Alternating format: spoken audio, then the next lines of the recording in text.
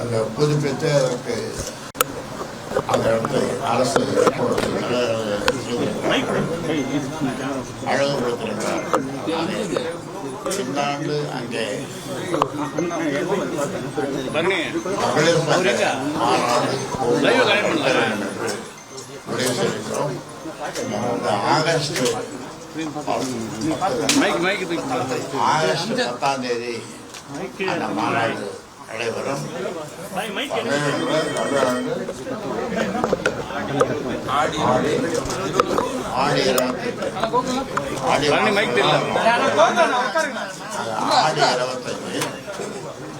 சாயங்காலம் ஆகஸ்ட் 10 மாலை 3 மணிக்கு நடைபெறும்.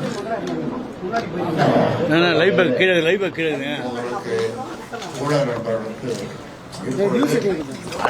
வைக்கிறேன். அனைவரும் சிறப்பான பெரிய மாநாடு முழுக்க முழுக்க பெண்கள் கலந்து கொள்வது. லட்சக்கணக்கான பெண்கள் கலந்து கொள்வார்கள். அதனால அனைவரும் உங்களுடைய ஒத்துழைப்போடு இந்த மாநாடு நடைபெறும்.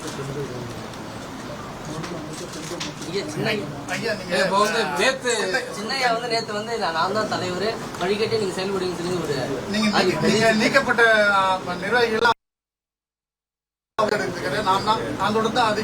பொதுக்குழுவாக தேர்வு செய்யப்பட்ட தலைவருக்கு தான் அதிகாரம் சொல்றாங்க. என்ன நீக்கிறதுக்கு யாருக்கு அதிகாரம் கிடையாது. கட்சியில இருந்து பொறுப்பு போடுறது நீக்கிறது எல்லாமே தலைவருக்கு தான் அதிகாரம் சொல்றாங்க. பாமகவுடைய சட்ட விதிகள் என்ன சொல்லுங்க? சட்ட விதிகளை பார்க்கவே இல்லை.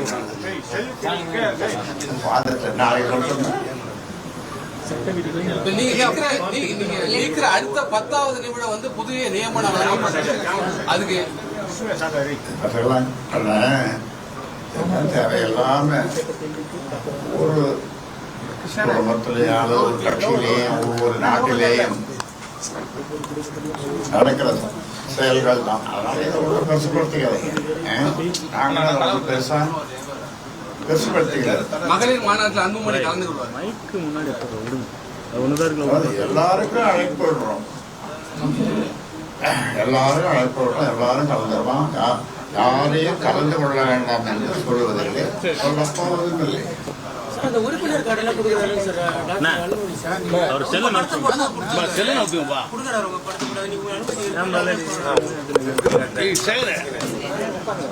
இதை பற்றி இன்னொரு தரம் பெரிதொரு வழக்கமாக நம்ம வியாழக்கிழமை கூடுவோம்ல, அந்த வியாழக்கிழமை கூட்டி விவாதிப்போம். சமூக ஊடக பேரவையோட ஆலோசனை கூட்டத்தில் வந்து அன்புமணி ராமதாஸ் முதலமைச்சர் ஆகணும்னு பேசியிருக்கீங்க. அடுத்த நாளே சில குற்றச்சாட்டுகளை முன் வச்சிருக்கீங்க. இதுல சில முரண்பாடுகள் தெரியுதையா? ஒன்றும் முரண்பாடு இருக்க மாதிரி தெரியல. ஏதாவது வாய்களே இருக்கு. நான் சொல்லியிருக்கேன். ஏதாவது உங்களை பின்புலத்திலிருந்து சிலர் இயக்குவராக சிலர் வந்து குற்றச்சாட்டுகளை வைக்கிறாங்க. 46 வருஷம் 95,000 கிராமங்கள். எத்தனை கிராமங்கள்? 95,000 கிராமங்களுக்கு குமரிக்குட்டியிலிருந்து குமரிமுனை வரைக்கும் இந்த கிழக்க மேற்க எல்லாம் பயணிச்சாங்க. 46 வருஷமா பயணிக்கிறேன். உங்களுடைய ஒத்துழைப்போடு, ஊடகங்களுடைய ஒத்துழைப்போடு எந்த மாவட்டத்துக்கு போனாலும் முதல்ல காலையில் பத்திரிகையாளர் சந்திப்பேன். அவங்களோடு 12 மணிக்கு நானும் சேர்ந்து விருது சாப்பிடுவேன். நான் வைக்கிற விருதுல கலந்து நான் அவங்களோட உட்கார்ந்து சாப்பிடுவேன். இப்படியெல்லாம் 46 வருஷம் சொல்லிட்டு 95,000 கிராமங்களுக்கு பயணம் பண்ணியிருக்கேன். அதனால நான் எத்தனை வருஷம் நான் பயணம் பண்ணணும் எனக்கே தெரியாது. ஆனா உங்களுக்கு தெரியும் நினைக்கிறேன். உங்களுடைய வாழ்த்துக்களோடு நான் பயணம் செய்வேன். வெற்றி பயணமாக அதிகாரம் வந்து உங்களுக்கு இல்ல, கட்சி நிர்வாகிகளை நீக்கிற அதிகாரம் உங்களுக்கு இல்லன்னு சொல்லிட்டு சின்னையா சொல்லியிருக்காரு. எனக்கு எப்படி பார்க்கறது மூலம் பதிவு பண்ணுறேன்.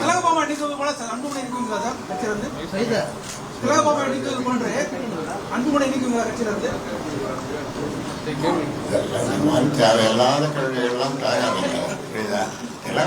திலகமாக நிற்கிறது நிற்கிறது ஒரு சிறுபான்மையில் தான் அந்த பொறுப்புக்கு ஆரம்பத்திலிருந்து போட்டுருக்கோம்.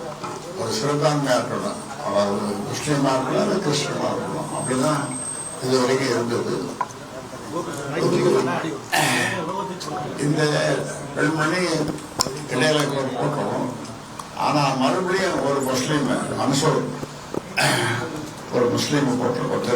திருப்பூரை சார்ந்தவர் பொருளாளராக போட்டிருக்கோம். அவர் உடல்ல ஏற்கனவே 7 வருஷம் பொருளாளராக இருந்தவர். முதல் இந்த கட்சி தொடங்கிய போது முன்னாள் அமைச்சர்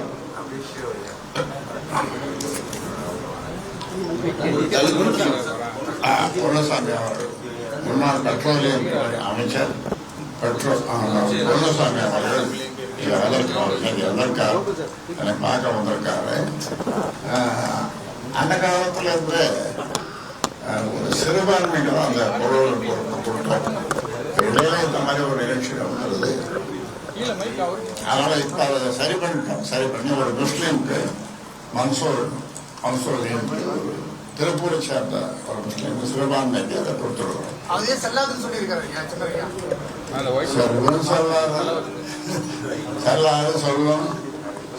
செல்லாது திருப்பி படிச்சு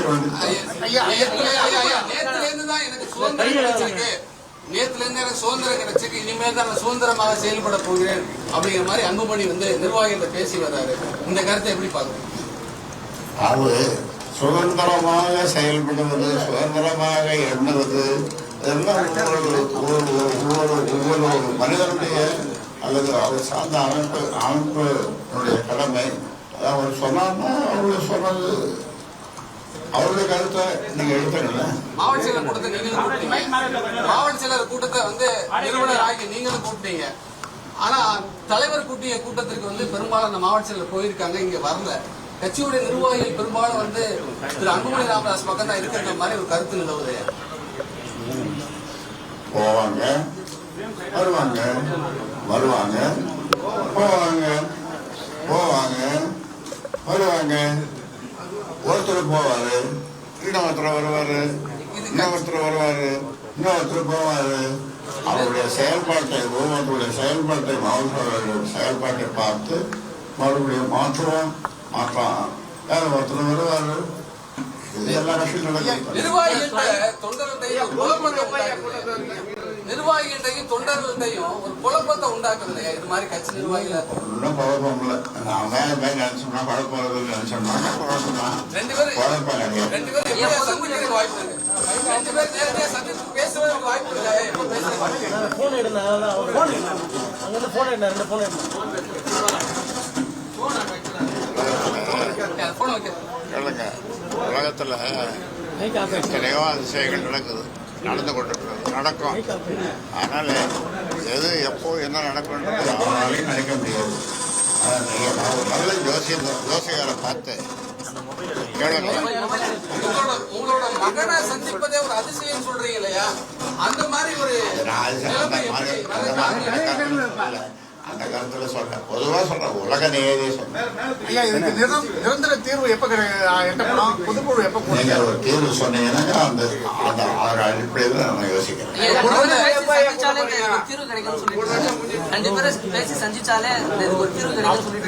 அமர்ந்து பேசி முடிவு பண்ணலாம், இதுக்கு நிரந்தர தீர்வு கிடைக்கும் அப்படின்னு சொல்லிட்டு வராங்க.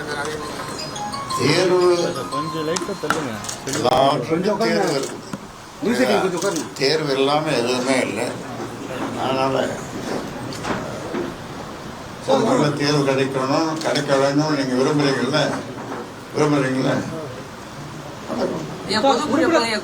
பொதுக்குழுவா அதுக்கான யோசனை இன்னும் அதை பற்றி யோசிக்கல.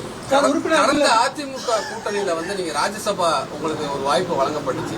இப்ப இந்த கட்சியில் ஒரு குழப்பத்தின் காரணமாக அந்த வாய்ப்பு பறிபோச்சுன்னு சொல்லி நிர்வாகிகளும் தொண்டர்களும் ஒரு வருத்தத்தை தெரிவிக்கிறாங்களே, அதை எப்படி பாக்குறீங்க?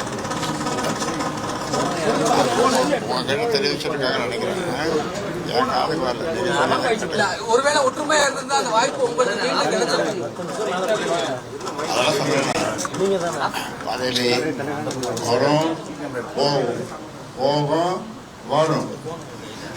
வரும்போது வரவேற்போம், போகும்போது போயிடலாம், அடுத்த முறை பார்த்துக்கலாம் அப்படின்னு இந்த பதவிக்கு சொல்லி விடுவோம். ஐயா, தொடர்ந்து நிர்வாகிகளை வந்து மாற்றிட்டே வந்துட்டு இருக்கீங்க. அடுத்த கட்டமான நிர்வாகிகளை வந்து மாற்றுறதுக்கு தொடங்குமா? தொடர்ந்து நல்ல நிர்வாகிகளும் தொடர்ந்து மாற்றவும் போடுவோம், நிரந்தரம் போட்டு தானே இருக்கான். மன்னியர் சங்க மாநாட்டு குழுவோட தலைவரா வந்து அன்புமணி நியமிச்சிருக்காரு. இந்த சோழமண்டல மகளிர் மாநாட்டுக்கு யார் யார் தலைவரா, மாநாட்டு குழு தலைவராக? மாநாட்டு கூட்ட அருள்மொழி மன்னியர் சங்க தலைவர் அவர் தான்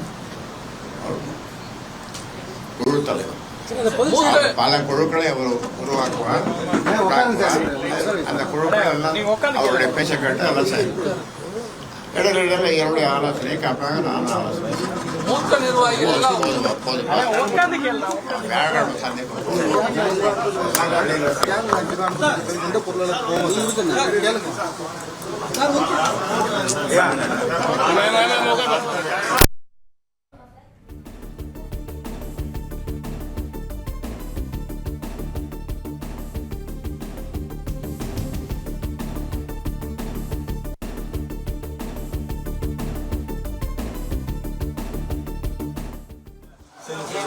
இடையில சில ஆண்டுகள் நடத்த முடியவில்லை. ஏனென்றால் அங்கே அந்த புதுப்பித்து அதற்கு அந்த இடத்தை அரசு பொழுது செய்திருக்கிறார்கள், அழகுபடுத்திருக்கிறார்கள். அதனாலே இந்த ஆண்டு அங்கே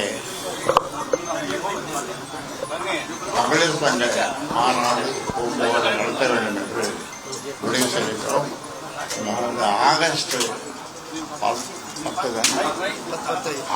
10ஆம் தேதி அந்த மாநாடு நடைபெறும். ஆடி 28 ஆடி மாதம் ஆடி 25 சாயங்காலம் ஆகஸ்ட் 10 மாலை 3 மணிலிருந்து நடைபெறும்.